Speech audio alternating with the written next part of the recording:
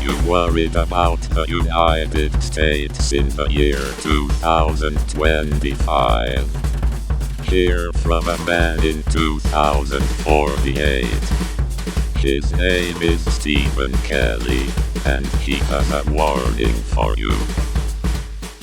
I guess the only thing I can say about this is this is like the normal routine for a working slob like me. And you just get to see what I do in the morning. I don't know. Maybe you think this is not very interesting. We'll see.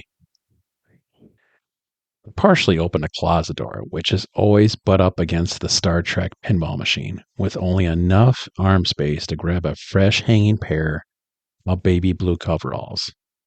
I slipped the coveralls over my long underwear. It's going to be a bit colder today. This damn pinball machine, I'm always squeezing past it. My grumbling stomach's reminding me to eat some good stuff, like cereal. But I can never down that shit when I'm hungover. A fat-filled breakfast burrito from Matooshe to soak up the booze is always the answer. Followed up with a pack of smokes for the road. While dodging morning traffic, crossing North Clark Street over to Matooshe's Corner Market, shivering, I remember what real northern Indiana winters used to be like when I was a kid. Everyone wore a hat, gloves, scarf, boots, and 2 pairs of socks. But it never gets that cold in the Midwest anymore. Matooshe's plexiglass steel-barred door buzzes as I push it open. Matooshe springs into action, taking his place behind one of 2 cash registers mounted on a white counter. Looking around, Matooshe's is what you'd expect from a small corner market with 4 short aisles and no rhyme or reason. You'll see batteries hanging between candy bars and potato chips, light bulbs occupying space between snack cakes and loaves of bread, with condoms and packages of underwear filling the shelves amongst a small toy section. Matooshe and his identical twin brother Frank are second-generation immigrants from India. Frank has taken to American food, making it easy to tell the two apart.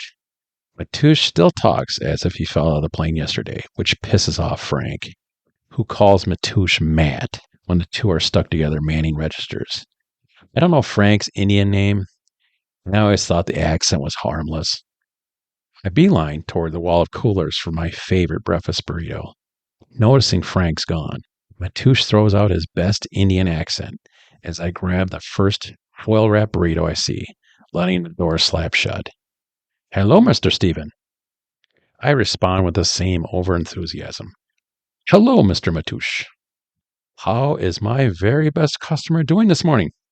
"Very good, Matooshe." Heading toward the registers, I pass the mirror door for the video poker room. I've never been curious enough to go inside because I think all this gambling shit is a bit too much. This state has gone gambling crazy. Slot machines at laundromats, slot machines at bars, slot machines at restaurants, slot machines at convenience stores, and more than 20 full-size casinos peppering the state. Maybe I'm afraid I'll pick up another vice. A kid pushes past me, knocking me into a shelf of candy bars. Rude little shit. He's not more than 14, wearing torn blue jeans and a black t-shirt, sporting a blonde mohawk. Shouldn't this little asshole be in school? He smacks an empty beer bottle on the counter, flickering a smoldering cigarette butt onto Matooshe's freshly buffed white tile floor. I can't help but stare at this kid's black jail ink tattoos stamped on every piece of his exposed skin, even his face. I need another 6-pack of beer, Moosh Moosh, and a pack of those new Big Cigs. This kid whips out a roll of cash, which distracts me from his tattooed face. He peels off a $100 bill and slaps it on the counter. I spend my whole day scraping people off the pavement for a few bucks, and this little puke has a week's wages in his greasy fingers. Matooshe races from behind the counter, reaching into the nearest wall cooler, retrieving a 6-pack of beer, and races back, placing the 6-pack on the counter. Ducking behind the counter, Matooshe slides a 5-pack of gigantic cigar-sized cigarettes next to the 6-pack. These must be the new Big Cigs everyone's been talking about. Christ, they're huge. Someone at work told me they're twice as strong as regular cigarettes. He scans the items as this little rude shit continues tapping his empty beer bottle on the counter, flicking ashes from his freshly lit cigarette onto Matooshe's white tile floor. He grins at Matooshe, who nervously finishes the transaction, placing the change on the counter next to the beer and smokes. Why is he dancing around for this little asshole? The little puke snatches his change off the counter, counting it, layering it around his bankroll, catching me in full stare of his wad. You're a little young for all that, aren't you? I say, getting a shocked stare from Matooshe. Commenting was a mistake because I shouldn't have said shit. Chicago's typical of all big cities.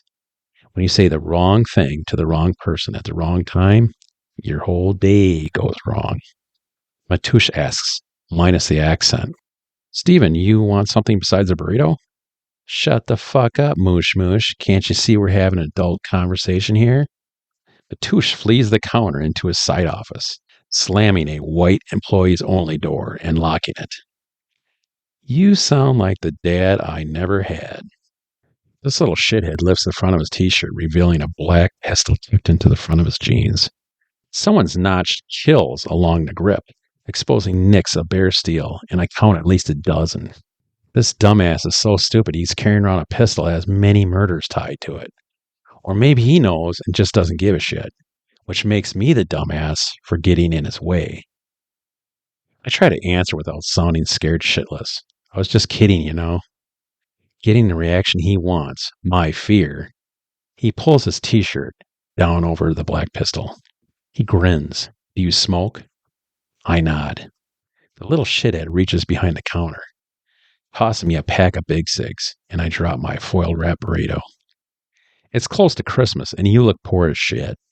This blonde, mohawk-wearing little puke snatches the six-pack and smokes off the counter, pushing past me while stepping on my burrito. He flings open the door to the video poker room, letting out a cloud of smoke and cheers from his little shithead buddies, tossing full bottles of beer into the room. There you go, fuckers, he says, slamming a mirror door behind. I retrieve my mangled, foil-wrapped breakfast burrito off the floor as it drips eggs, liquid cheese, and sausage pieces onto the polished white tile floor. Matooshe cautiously opens his office door, peering around, returning behind the counter. Steven, are you fucking stupid? I place the wounded, dripping breakfast burrito on the counter. I'm sorry, Matooshe. I reach for my wallet and he waves it away. Get another burrito. Take these Big Cigs. Matooshe places the Big Cigs in a white plastic bag, handing it to me. My microwave's broken, so you're going to have to eat the burrito cold. Returning to the coolers, I bag a fresh, foil-wrapped burrito, lining the door slap shut. Walking past the counter, I turn back once I reach the front door. I'm sorry. He waves me away, examining the counter for damage.